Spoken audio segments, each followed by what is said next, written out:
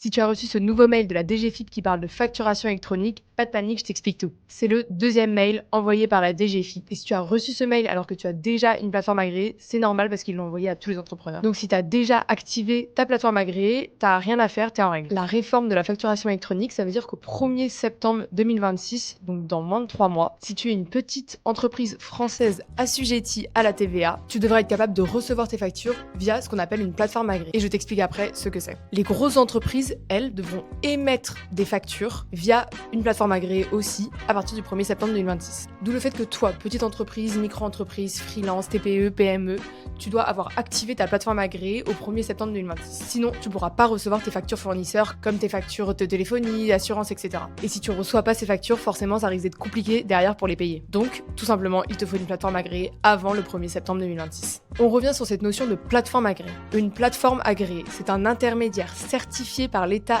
et la DGFiP qui assure de manière sécurisée et conforme l'envoi et la réception des factures électroniques entre les entreprises et l'administration fiscale. En gros, pour faire simple, l'État va avoir une vue de toutes les factures émises en France. Et ça concerne toutes les entreprises assujetties à la TVA. Même les micro-entreprises, même si tu ne factures pas de TVA, même si tu fais pas de chiffre d'affaires. Et d'ici le 1er septembre 2027, donc dans plus d'un an, tu devras commencer à émettre tes factures de la même façon via une plateforme agréée. Donc autant choisir dès maintenant une plateforme agréée qui fait et la réception et l'émission de facture.